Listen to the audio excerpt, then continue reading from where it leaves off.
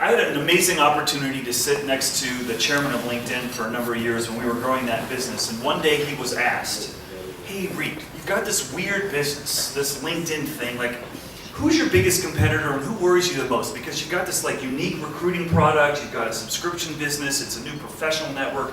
We've never seen anything like it before. And so who worries you the most?" And his answer to that question, I think, captures the domain that we all operate in now. When he said, "I worry more about the company that hasn't been invented yet. The company that's going to have a paradigm that's going to completely transform the industry and take me out of business just like that." And if you think about it, I mean, who was the guy, Andy Grove, Only the Paranoid Survive? I mean, we live ground zero in some of the most radical change that we've ever seen in our professional lives. Of all the unicorns that are out there, I think maybe one of them is over 10 years old right now, when you look at all those companies that have just come out of nowhere with $1 billion valuation. Things are moving at a rapid pace.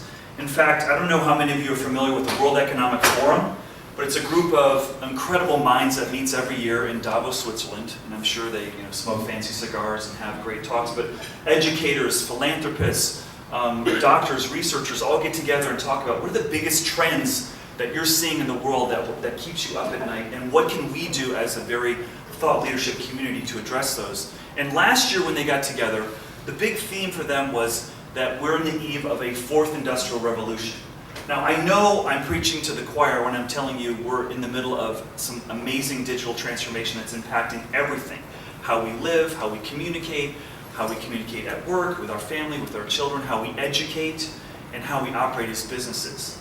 But I think what we haven't done through this big transformation is really transform that into thinking around how we lead people and how we operate in this crazy world is really changing. And so I want to share with you just some thoughts and observations that I've had in working with some really interesting companies that are growing super fast and having to just reconcile with a reality where we have more information than we could ever possibly process as individuals today.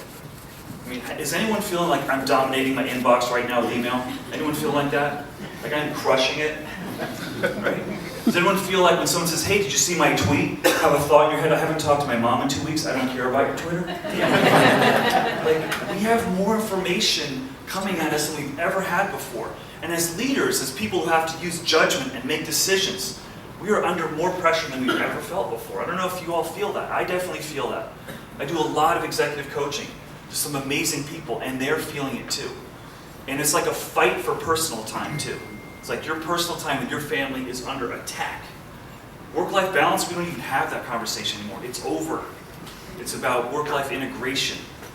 Someone asked me one time, "Hey Steve, how did you figure out that whole work-life balance thing?" I go, "I'll let you know if it ever happens." And that's a big part of, I think, if we're going to be effective, how we have to deal with this new crazy digital world that we operate in. And I think the thing that concerns me the most as I look at the discipline of leadership is that really this concept of technology is changing faster than our ability to keep up with it. And I think we're seeing that play out. We're hearing a lot about robotics and artificial intelligence and jobs getting replaced by robots. I read an article recently said there's a new trend with human employees.